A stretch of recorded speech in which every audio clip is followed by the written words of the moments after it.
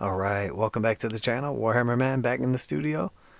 If you're new to the channel, make sure to like and subscribe for Warhammer 40,000, Kill Team, Necromunda, Age of Sigmar, and of course warcry content as well. So, I don't know if you have heard already, but we have a little announcement release from Games Workshop talking about Knights and a potential preview or something coming at the Adepticon later this week. Adepticon is a large convention, takes place in the United States, and they typically do some kind of release, reaction, reveal type deals. So there is some speculation that it will be a new Knight Codex. So with that being said, there was a couple of Knight datasheets leaked out. Now, the internet loves to put out fake stuff. We recently saw some fake datasheets come out and like fake rules, etc. for the custodes. But we also saw the Tyranids Codex get leaked, and that appears to be the entire codex, and it's clearly real. So it could go either way. My opinion on these, I really couldn't make up my mind. They look like basically like not screenshots, not faxes or photocopies or like scans or anything like that. They look basically like somebody took a camera and took a picture of a screen. And then we see a couple of things that make you think that they could be legit and a couple of things that make you think they might not be legit. So I try to look through and look for some consistencies. And when it's all said and done, to tell you the truth, for me, it could go either way. I'm inclined to think that they're actually real because the quality is so bad, but I don't notice anything that jumps out at me. It seems like somebody basically managed to snap a couple of pictures of a computer screen with some images on it. Rather than like having early access to the codex and leaking it like they did with the NIDs. So that being said, we'll take a look and then you can give me your honest opinion. But I am inclined to think that they're real. But if we hear a week from now that they're fake, I wouldn't be surprised either. So there's definitely a couple red flags, but also it could just be codex creep. So we'll look here at the, basically Knight Valiant sheet. We have the Knight Castellan sheet, and then we have an Armager war gear, Armager mini Knight. So for the things that jump out at me, the big Knights went up to 32 wounds. Before they were 28, so they got an extra 4 wounds. This one degrades in 3 steps at 17 plus. He's on his top bracket, 8 to 16 on his second bracket, and 1 to 7 on his bottom. The movement characteristic is 12, 10, 8. So he loses 2 inches of movement as he degrades from each step. And then also he's weapon skill 2, ballistic skill 3, and then he goes 3, 4. And then he goes 4, 5. So you would get the impression that he's meant to be in combat. And he does have a decent amount of shooting, but it's also like flamer type shooting. So the ballistic skill is less important. He's 8 strength, 8 toughness, doesn't degrade. And then attacks are 6, leadership 10, and 2 plus armor save. So that being said, he is equipped with the Thunder Coil Harpoon, the Conflagration Cannon, 2 twin Siegebreaker cannons, and 2 twin Meltaguns, and then finally 4 Shieldbreaker missiles and Titanic feet. So now let's take an actual look at his stuff and see what's going on here. So we have the Conflagration Cannon, 18-inch range, heavy 4d6. So he can shoot 4d6 shots with this at strength 6 minus 3 AP, 2 damage, and this weapon automatically hits its target. So it's basically an 18-inch flamer with roughly, on average, 14 shots at strength 6, minus 3 AP, 2 damage. So that is pretty darn good. And then the Shieldbreaker missiles are 72-inch range, 1 shot, strength 12, minus 6 AP, D3 plus 3 damage. So instead of being a regular D6 damage, they're D3 plus 3, so they're 4 to 6 damage. Each Shieldbreaker missile can only be fired once per battle. Each time an attack is made with this weapon, invulnerable saving throws cannot be made against the attack. But it does not say that you can only shoot 1 per turn. So now, all of a sudden, this thing has 4 shield breakers. You could potentially unload all 4 shield breakers in the first turn. I mean, that could be pretty strong. Now, they're 1 shot each, but it's strength 12, minus 6 AP. Whatever you hit's probably going to get wounded, and it's probably not going to get a save. And then that's 4 to 6 damage right off the bat. And if it's got an invulnerable save, it can't take it at all. If it's got a regular save, it's minus 6. So these things could dish out some serious damage. That seems strong that they're not limited to once per turn like they used to be. But also, there's definitely some power creep, and there's a lot of stuff taking away invulnerable saves. So we'll have to see. The Siegebreaker cannons are 48 inches, heavy, 2d3, strength 8, minus 2, 2 damage with blast. Before, I think they were minus 1, strength 7. So they've gotten a little bit better. And then the Thunder Coil Harpoon is 12-inch range, heavy 1. So it's one shot hitting on 3s. Strength 16. And then AP and damage are just star. And each time a successful wound is made for an attack with this weapon. So you got to hit on a 3, and then you're wounded on a 2 or less. The target suffers 10 mortal wounds. Additionally, each enemy within 6 inches of that target suffers 3 mortal wounds, and the attack sequence ends. So if you're shooting at like a Baneblade or some monstrosity in the middle of their army that has, say, a footprint of roughly, 6x6 or 12x6 or, some big boy, you're talking about 6 inches in each direction. So let's just say we have a 6-inch block in the middle of their army. You're talking about an 18-inch diameter, basically, in the shape of a square or rectangle, whatever it is. But you're talking about basically 18-inch circle, square, whatever. And anything within 18 inches of that center point where you're aiming at, basically, or within, 6 inches in either direction of whatever you're shooting, it's going to take 3 mortal wounds also. So if you do 10 to the initial target, you hit 2 more targets, you're talking about 16 mortal wounds. If you got 4 units close by, which is not unrealistic in, a core unit in the middle of their army, you're talking about basically an additional 12 mortal wounds plus the 10 you already did, so 22 mortal wounds. Now, what are you doing them to? Maybe guardsmen, maybe just some basic stuff, but pretty ferocious. That thing could do some serious damage. And then on top of that, you've got the Complication Cannon, which is doing on average 14 hits right off the bat at strength 6 minus 3, 2 damage. So this thing could deal out some serious damage. It's also got 2 twin meltaguns, so 4 total meltaguns on it, and then its titanic feet. It doesn't say anything specifically about its stomp attack, but that might be listed under one of its abilities on another page, so we don't see it here. But it's super heavy walker, throne mechanicus, we don't know what that means. Towering foe, we don't know what that means. There's a page reference, 7475.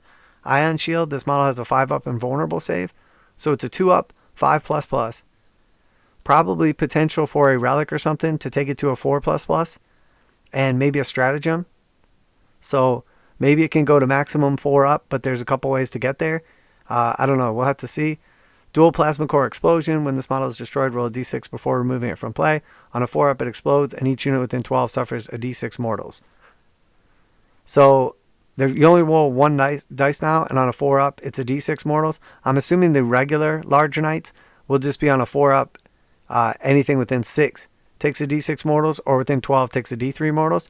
Seems like they kind of degraded that, so you're not hurting yourself. Adamantium Flame. This model ignores the results when making a Dominus malfunction roll. This model's characteristics change as it suffers damage as normal. Have no idea what that is. No page reference or anything. Seems a little weird. And then Sanctified Bulwark appears to be an army-wide rule. Each time an attack is allocated to this model, subtract 1 from the damage characteristic of the attack to a minimum of 1. So -1 damage.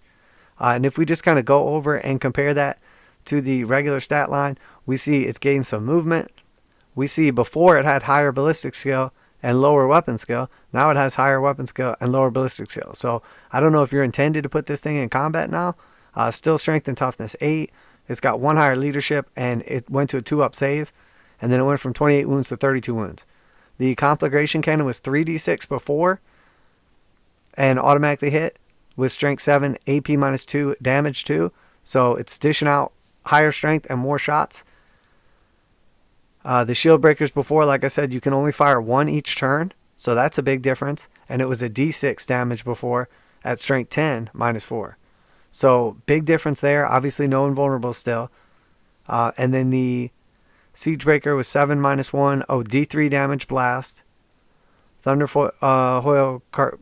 Coil Harpoon was 12-inch range, heavy 1, strength 16, -6 AP, 10 damage. And then you can re-roll failed hit rolls when targeting vehicle or monster units with this weapon. In addition, if the weapon inflicts any damage, the target unit suffers an additional d3 mortal wounds. So quite different. Now it does not actually, you can't re-roll hits, so it's less likely of hitting now. Still ballistic skill 3, but you don't get the re-roll of hits against vehicles and monsters. And then before it used to do 10 damage, but it still had to go through invulnerable saves and, AP -6. So not a lot of regular saves can happen on that. Now it just skips that altogether. And instead of doing the D3 mortal wounds and then the potential to do 10, it's now just doing straight up 10 and then nearby 3. So I would say that's much better. I mean, dishing out a ton of mortal wounds. So pretty good overall. We see the Titanic feat though. It used to have the ability right on here, user -2 D3 damage, make 3 hit rolls for each attack made with this weapon instead of 1. So that's gone. So unless that's a special ability that's listed down below that you have to reference under all those different rules, why doesn't it get its 3 attacks anymore, but it's weapon skill 2? So it seems like they want it to be in combat, but I mean, it's just going to make its regular like 6 attacks now? I don't know. Doesn't seem that good. Still 5 up save. We see the dual plasma core explosion has changed. Instead of rolling the 2d6 and then on a 6, on either one it would do mortal wounds within 2d6, etc. So, and 3d6 if you rolled 6 on both dice. It's just simpler, I think, now. Not quite as crazy. And then the super heavy walker rule, it used to have built right into its data sheet. It's able to declare a charge in a turn and fall back. Each time it makes a normal move, advanced move, or falls back, it can move across other models, excluding monsters and vehicles, as if they were not there. When it does, it can move within engagement range of such models, but cannot finish its move within engagement range of them. And then Towering Foe counts as 10 models when determining control of objectives. So, I mean, where's its super heavy walker rule? I guess just built into the data sheet now, so they just don't mention it on the actual page. So that makes sense, I guess. Towering Foe, we don't really know what that does. Interesting, to say the least. So then next we have the Castellan. Let's take a look at this. So Castellan is 12-inch move, 8-inch move, and then 4-inch move. So it goes from decent move to pretty freaking slow by the end. Weapon skill 4, but ballistic skill 2. And it does not degrade. The weapon skill and ballistic skill don't degrade. Strength 8, toughness 8, wounds 32. Attack 654, leadership 10, 2 up save. So it's much better at shooting, because before it was 3 ballistic skill, now it's 2 ballistic skill. Before it was 3 armor save, now it's 2 armor save. And none of the weapon skill or ballistic skill degrade? That seems strange to me. Typically the ballistic skill would degrade on this. Whatever its strongest stat is, would typically degrade. Now we saw some changes in the Tyranid Codex with like weapon skill not degrading and whatnot. Attacks not degrading. So I don't know. Maybe this is the new norm, but seems a little strange to me. So we know it has a plasma decimator. The new stats on that are 36-inch range, heavy 2d6, strength 7 -3, damage 3 blast, or strength 8 -3, damage 4 blast. And then each time you roll a 1, suffers a mortal wound. So same number of shots, same range, but it went from 1 damage and 2 damage overcharge to 3 damage, 4 damage overcharge. So it's like 3 times the damage if you don't overcharge, and it's double damage if you do. Compared to the previous data sheet. So, I mean, that is wild. That's strong. That is very strong. Averaging 7 shots, hitting on 2s. So you're going to, probably hit with 6 of those. Overcharging it. If you get some rerolls, it may be, and if not, it does enough damage. I mean, that's pretty strong. And blast too. So against larger units, I mean, that thing could do some damage. And then the shield breaker missiles. Twin siege breaker cannon is 48 inches, heavy 2d3. And it is, we already went through that. Volcano Lance, that's the one. 80-inch range, heavy 2d3. So it's 2 to 6 shots now. Strength 14, -6, a d3 plus 6 damage. So before it was 3d3 damage. So before it was 3 to 9 damage, and now it's 3 plus 6. So it's 7 to 9 instead of 3 to 9. So arguably better. Again, it has the Titanic feat. This time it has 6 attacks, but they degrade. Super Heavy Walker, Throne Mechanicus, Towering Foe, Ion Shield 5 up, Dual Plasma Core, Battlefield Dominion. Now, I heard a couple people talk about this, and they were saying it wrong, I believe. So Battlefield Dominion reads, while an enemy unit is within 6 inches of this model, it loses the objective secured ability, and any similar abilities that allow them to control an objective marker, regardless of the number of enemy models within range of the objective marker. So the way I heard people talking about this, they were making it sound like this knight loses objective secured. I believe that is false because of this. The first time when they refer to it, they say, while an enemy unit is within 6 inches of this model, this single model, it loses the objective secured ability. So is it the enemy that has objective secured, or is it this model that has objective secured? So it goes on to say, and any similar abilities that allow them. So when it uses the word them, you could tell it's talking about in plural or talking about the other unit. So the way I'm reading this is, while an enemy unit is within 6 inches of this model, the enemy unit loses the objective secured ability and any similar abilities that allow the enemy unit to control an objective marker regardless of the number of enemy models within range of that objective marker. So it sounds like this thing, Battlefield Dominion, says basically, hey, when I'm on an objective, I run it. I'm objective secured, and I'm taking away your objective secured. That's how it sounds to me. Now, we don't know for sure that this is objective secured because it doesn't say it, but it sounds like it probably is. And if it's not, it probably counts as 10 models or something like it used to. So we'll have to see. And then finally, the Sanctioned Bulwark reduces damage by 1. And if we just compare this to the previous data sheet, we know he was ballistic skill 3, weapon skill 4, and it degraded on both. Now he's ballistic skill 2, and it doesn't degrade. Weapon skill 3, and it doesn't degrade. That seems strange to me that neither one of those degrades now. Now he went 12.84 on the movement, so that makes sense. He got a little bit faster, but slows the same. He got an extra 4 wounds. He was 28, now he's 32. He was 4 attacks. Now he goes 6.54. Leadership was 9. Now it's 10. Save was 3. Now it's 2. And then we see the Plasma Decimator. 2d6 shots. 48-inch range. Strength 7 minus 3. 1 damage. Strength 8 minus 3. 2 damage. Blast. And then the Siegebreaker Cannon. Or no, I'm sorry. The Volcano Lance was 80. Heavy d6. Now it's 80. Heavy 2d3. So instead of being 1 to 6 on the Volcano Lance, it's now 2 to 6. So there's no chance of getting that 1. And then it's 14 minus 6, d3 plus 6.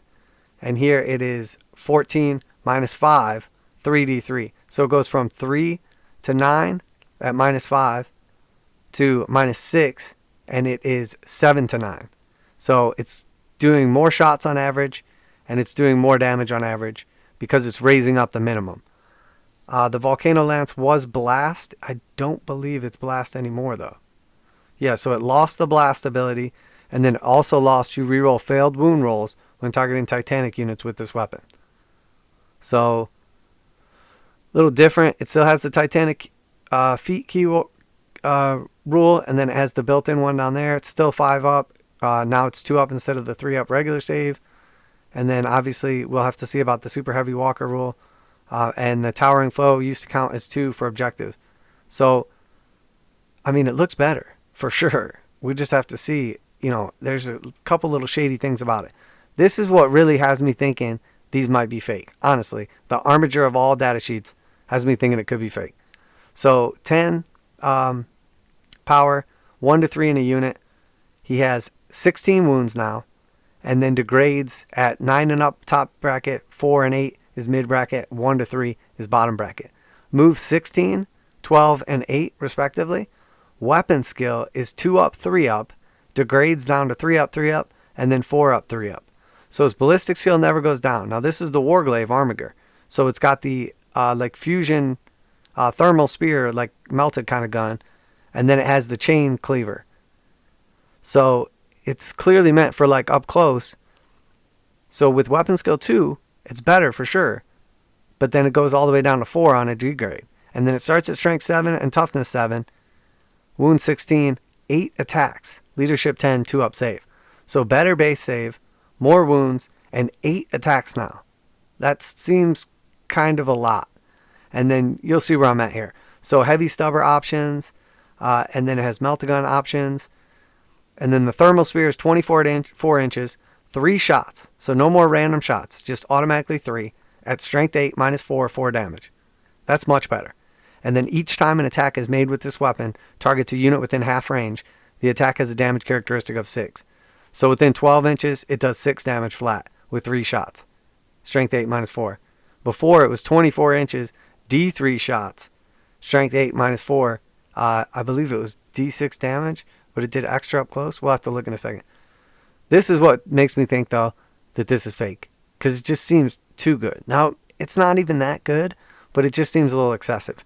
So the Reaper Chain Cleaver has two profiles like it did before. You pick which one you're going to use. First is strike, melee, +2, -2, 2 damage. So strikes at his strength of 7, +2, so 9, -2, 2 damage with 8 attacks. That's pretty freaking good, hitting on 2s. But the sweep attack seems too good. User, strength 7, -1 AP, 1 damage. Each time an attack is made with this weapon, make 3 hit rolls instead of 1. So he's going to hit on 2s at strength 7, -1, 1 damage. But he's going to use his 8 attacks to make 24 attacks. That seems like way too many. I mean, again, it's not that great because it's only -1, 1 damage. I get it. But 24 attacks? I don't know. That just seems too much to me. Because why would you ever use your regular one to go strength 9, -2, 2 damage? I don't know. Maybe it's good. That just seems too good to me. 24 attacks just seems like too much. Abilities: Oathbound Phalanx, Oaths of Allegiance, Helm Mechanicus. We don't know what those do. Page reference. Ionic Repulsor. This model has a 4-up invulnerable save against melee weapons. No more invulnerable against shooting. Pretty quick, but it better get into combat fast. And then in death, Oaths Fulfilled. When this model is destroyed, roll d6 before removing it from play. On a 5-up, it explodes. Each unit within 6 inches suffers a d3 mortal wounds. Glory Hounds. Add 2 to charge rolls made for models in this unit. Each time a model in this unit makes a pylon or consolidation move, can move an additional 3. That's pretty damn sweet. So now it can like outflank within 9 or outside 9 and then have a 7-inch charge. That seems pretty good. And then Sanctioned Bulwark, -1 damage. So, I don't know. Comparing its stats over here, though, to the Reaper Chain Cleaver, for instance, before it got double strength. So it was coming in at 12 strength. Now it's coming in at 9 strength. -3, 3 damage. And then Sweep was coming in at user strength, which was 6. -2, 1 damage. And then you could make 2 hit rolls instead of 1. But it only had 4 attacks before. So before it was making 8 attacks at strength 6, -2, 1 damage.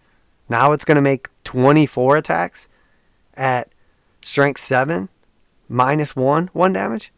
I don't know. That seems so good. But maybe it's just to get rid of all the chaff. Before it had a 5-up save against range weapons only. Ion Shield was have 5-up invulnerable save against ranged weapons and nothing in combat. Now it has a 4-up in combat and nothing against ranged. So complete shift there. And then it used to have the vehicle squadron rule, which was first time this unit is set up, all of its models must be placed within 6 inches of each other. From that point onward, each operates independently. We don't see anything like that on the Armager datasheet. Now maybe it's one of the rules that's referenced and we just don't see it. But I don't know. This just seems a little sketchy to me. An assault D3 shots with the thermal spear, strength 8, -4, D6. So it went to a flat 3 shots, still strength 8, still -4, and then it's a D6 damage before it was like before, and now it's auto 4. It did have blast before. And then you got to pick the damage to inflict damage within half range. So you rolled 2 and picked the highest. I don't know. This one just has me feeling a little sketch. But maybe things are just going to have 24 attacks now. So, and then, maybe one of these rules, Oathbound Phalanx, Oath of Allegiance, or Helm of Mechanicum, is going to make up for the ability of these things to break off into units. Otherwise, you're just going to have 3 of them in a squadron running around together. Staying within range of each other. I don't know. That doesn't seem right. It feels like they should split off still the same way like they did before. So I don't know. Does it seem real?